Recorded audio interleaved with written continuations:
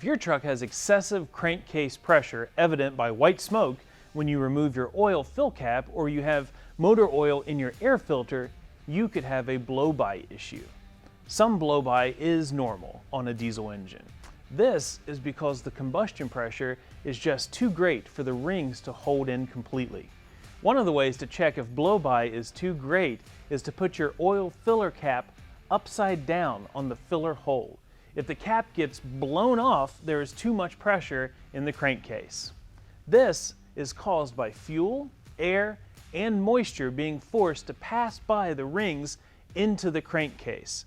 If that is the case, use Stiction Eliminator and Diesel Extreme to free up both sides of the piston rings. If the piston rings are worn out, the engine will need to be overhauled or replaced.